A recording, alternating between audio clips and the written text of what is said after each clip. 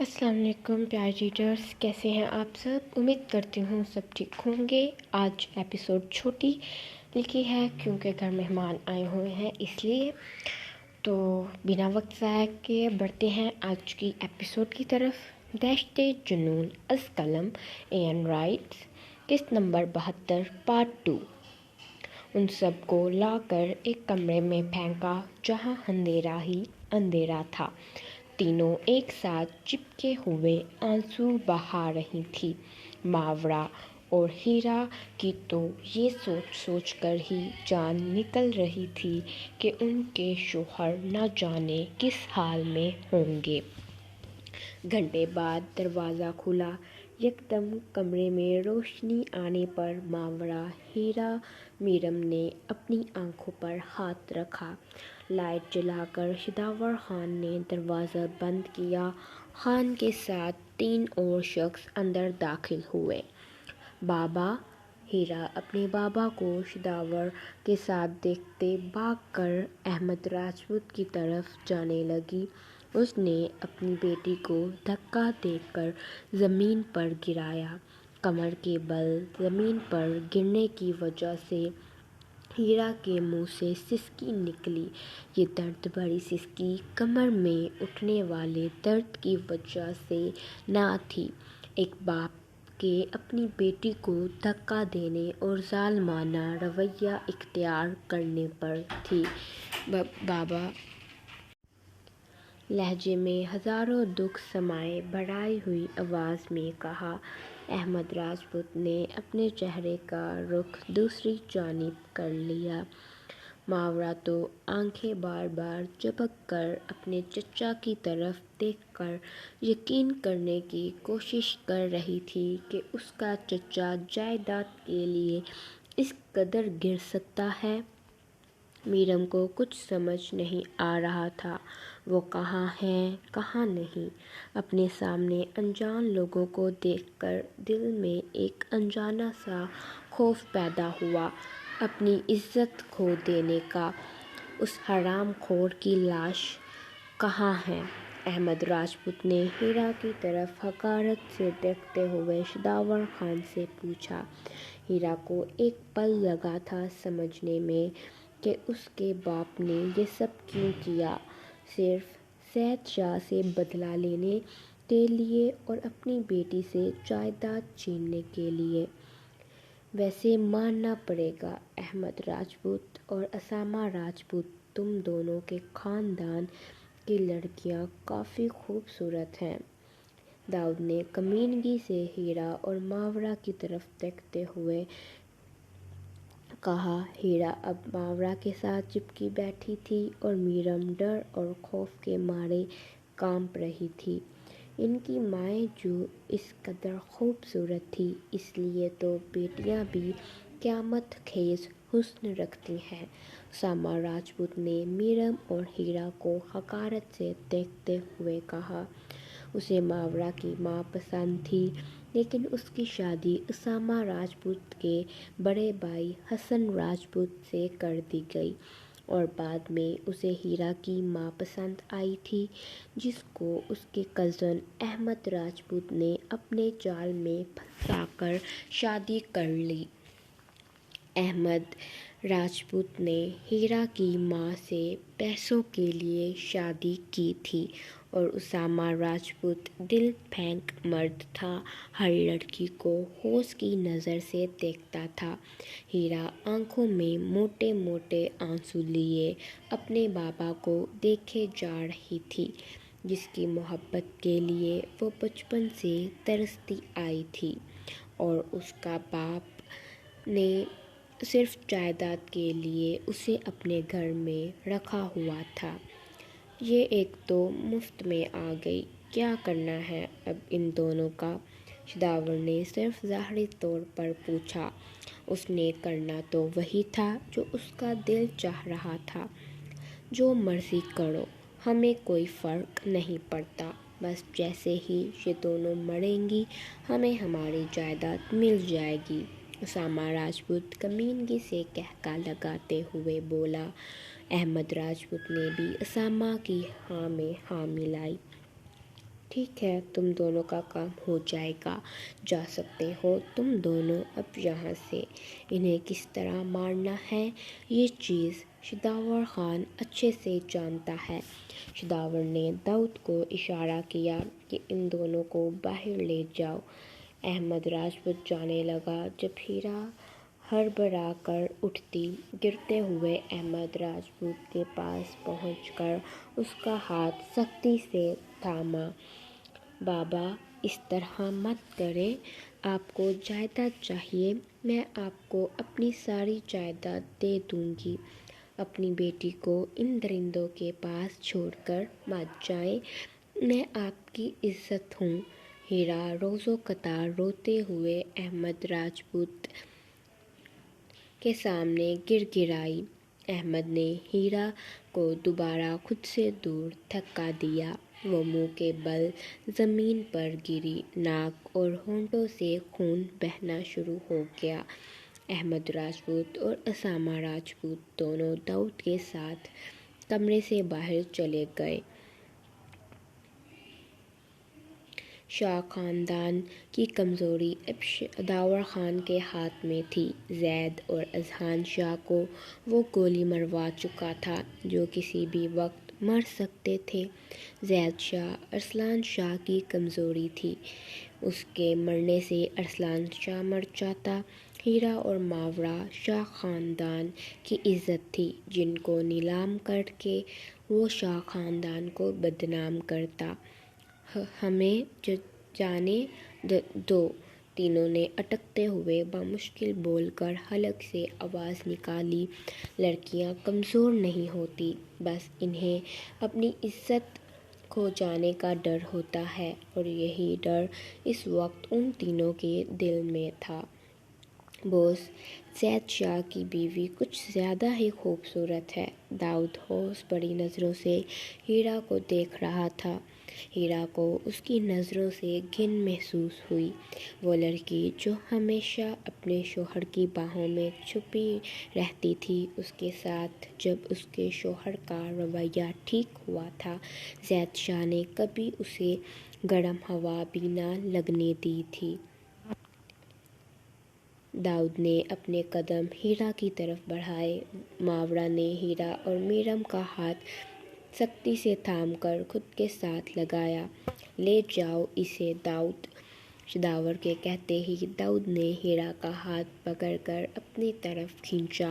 ماورا نے اس کا ہاتھ سختی سے پکڑا ہوا تھا۔ داؤد نے ماورا کی کلائی پر پاؤں مارا اور ہیرا کو گھسیٹتے ہوئے وہاں سے لے گیا۔ ابھی تک گاڑی کیوں نہیں آئی؟ ارسلان شاہ کب سے سنسان سڑک پر گاڑی کا انتظار کر رہا تھا۔ گاڑی کو نہ آتے دیکھ رضا خان زادہ پر چلایا۔ ارسلان شاہ کے دل میں یکدم درد کی شدید لہر پیدا ہوئی۔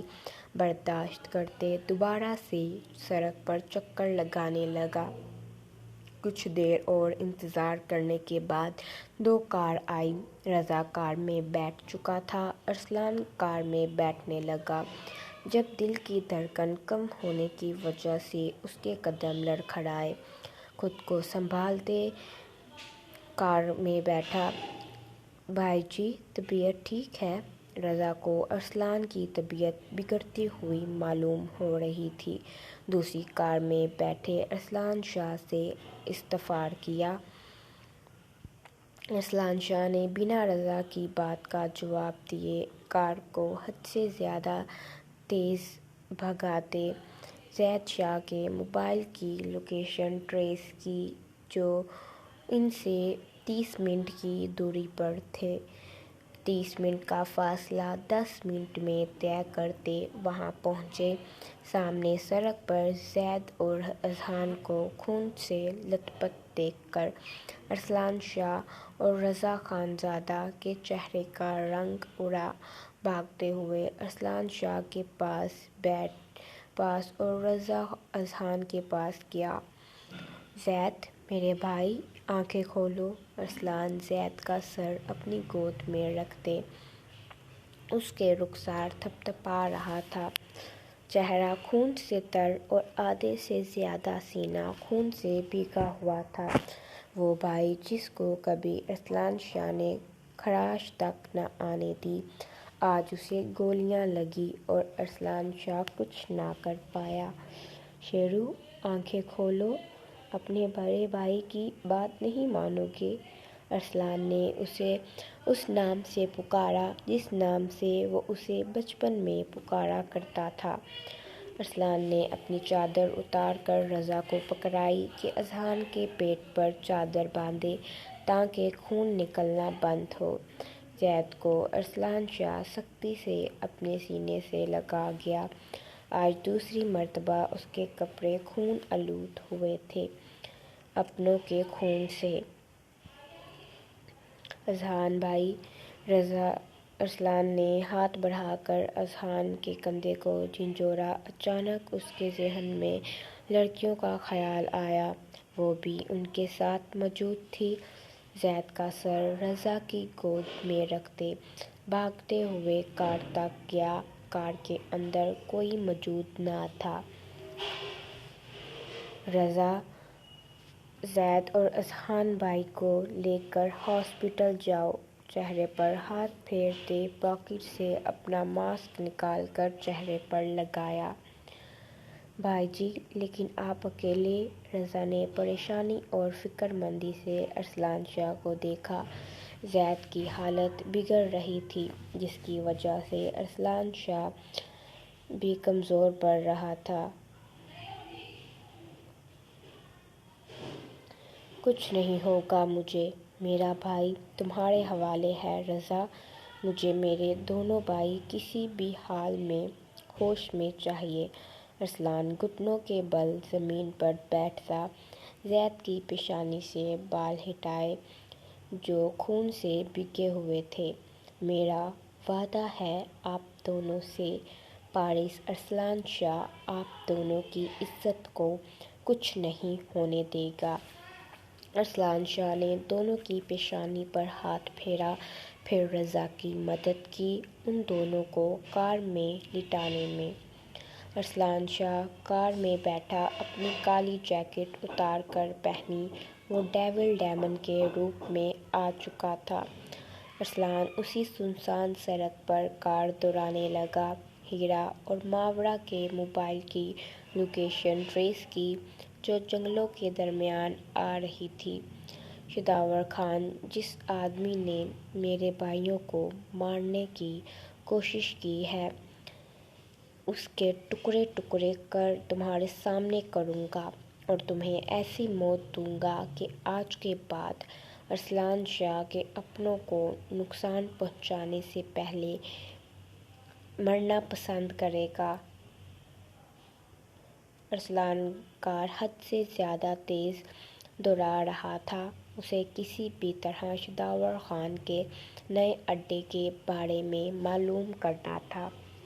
اچانک لوکیشن آنا بند ہو گئی۔ ارسلان شاہ نے موبائل سیٹ پر زور سے پٹکا۔ جب غصہ تھوڑا ٹھنڈا ہوا، دوبارہ فون اٹھا کر دوبارہ سے لوکیشن چیک کی، جو آخری پتہ اب جنگلوں کے درمیانے حصے میں آ رہا تھا۔ جنگل کے باہر کار روکی، کیونکہ جنگل کے اندر ارسلان شاہ کار لے کر نہیں جا سکتا تھا۔ بھاگتے ہوئے موبائل ہاتھ میں پکڑتے کبھی لوکیشن دیکھتا تو کبھی اندھیرے میں سامنے کی طرف دیکھ کر بھاگتا۔ شاہ خاندان کے سب افراد گھر پہنچ چکے تھے۔ انیسہ اپنے کمرے میں چلی گئی اور باقی سب اپنے اپنے کمرے میں۔ انہیں لگا کہ زید، اذہان، ہیرا، ماورا، میرم، ارسلان اور رضا گھر آ چکے ہیں۔ انیسہ کمرے میں گئی، غور سے کمرے میں چاروں اور نظر دوڑانے لگی۔ الوداع دل میں کہہ کر انیسہ الماری سے اپنے کپڑے نکال کر ڈریسنگ روم میں چینج کرنے کے لیے گئی۔ وہاں سے باہر آئی، آئینے کے سامنے کھڑے ہو کر اپنے رات میں ارسلان شاہ کے ساتھ گزرے ہوئے پل یاد آئے جب وہ آئینے کے سامنے کھڑے تھے اور ارسلان شاہ نے اسے اپنے حصار میں لیا تھا۔ اپنے ذہن میں آتی یادوں کو جھٹک کر، اپنے بالوں کو جوڑے میں قید کر کے، حجاب کر کے نقاب کیا اور الماری سے ایک بڑا سا بیگ نکالا جس میں وہ اپنے کپڑے پیک کرنے لگی۔ اس نے کہا تھا وہ ارسلان شاہ کو چھوڑ کر جائے گی اور وہ جا رہی تھی۔ انیسہ کی نظر بیڈ پر پڑی جہاں ارسلان شاہ اسے اپنے سینے پر سر رکھے نظر آیا۔ صوفے پر دیکھا جہاں وہ ڈری سہمی روتے ہوئے ارسلان شاہ کے گلے لگی ہوئی تھی۔ واش روم کی طرف دیکھا جہاں اسے ارسلان شاہ بھیگے کپڑوں میں اپنے ساتھ لگائے چپ کرواتے ہوئے باہر لے کر آیا۔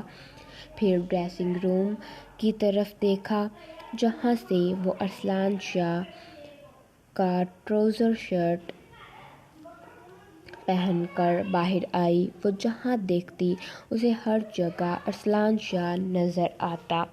انیسہ زمین پر بیٹھتی اپنے لبوں پر ہاتھ رکھ کر بے آواز رونے لگی تاکہ اس کی سسکیاں کمرے سے باہر نہ جائیں۔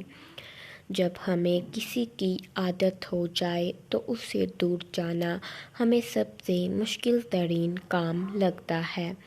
کبھی کبھار دل میں خیال آتا ہے کہ آپ کا رویہ صرف ظاہری تھا، آپ مجھ سے پیار نہیں کرتے، لیکن پھر جب آپ کی آنکھوں میں اپنے لیے احساسات دیکھتی ہوں تو سب کچھ سچا لگتا ہے۔ ایسا لگتا ہے کہ آپ خدا کے بعد آپ سے زیادہ اس دنیا میں مجھے کوئی پیار کرنے والا ہے ہی نہیں۔ کاش آپ نے مجھ سے ہمارے بچے کے بارے میں نہ چھپایا ہوتا۔ انیسہ روتے ہوئے ہچکیوں کے درمیان بولی۔ اسے سب سے زیادہ دکھ ہی اس بات کا تھا کہ اس کے شوہر نے بچے والی بات اس سے چھپائی۔ ڈریسنگ ٹیبل کا سہارا لے کر اٹھی، عبایا پہن کر اپنا بیگ پکڑا، سائڈ ٹیبل کے پاس کھڑے ہو کر دراز سے اپنی اور ارسلان شاہ کی تصویر نکال کر ہاتھ میں پکڑ لی۔ مجھے چھوڑ کر جا رہی ہو؟ اپنے شاہو کی آواز سن کر انیسہ فوراً پلٹی، لیکن پیچھے کوئی موجود نہ تھا۔ پاگل ہو جاؤں گی اگر یہاں ایک پل بھی رکی۔ مجھے آپ کی یادیں آپ کی آنکھوں میں نظر آتے اپنے لیے جذبات پاگل کر رہے ہیں مجھے، انیسہ ہنسیانی انداز میں چیخی۔ کچھ دیر بعد خود کو پرسکون کر کے دروازہ کھولا۔ باہر کوئی بھی موجود نہ تھا۔ دبے پاؤں وہ گھر سے باہر لان میں آ گئی۔ سامنے گارڈز کھڑے تھے۔ اگر وہ ان کے سامنے جاتی تو ارسلان شاہ کو بتا دیتے۔ انیسہ نے پول سائڈ پر بنے بیک ڈور کو دیکھا اور پھر اپنے قدم اس جانب بڑھا دیے۔ دروازے کے پاس پہنچ کر ایک نظر شاہ پیلس کو دیکھا۔ اس کی خوبصورت یادیں شاہ پیلس میں گزری تھیں۔ اپنے شاہو کے ساتھ وہ حسین پل، وہ احساسات، سب کچھ چھوڑ کر انیسہ ارسلان شاہ اپنے شاہو کے پیلس کو چھوڑ کر جا رہی تھی۔ آنکھوں سے روزو قطار آنسو بہنے لگے۔ بنا آواز پیدا کیے کھول کر وہ باہر چلی گئی۔ کیسی لگی آج کی ایپیسوڈ؟ گھر مہمان آئے ہوئے تھے جس کی وجہ سے میں ایپیسوڈ چھوٹی لکھ پائی ہوں۔ کل انشاءاللہ آپ کو لانگ ایپی دوں گی۔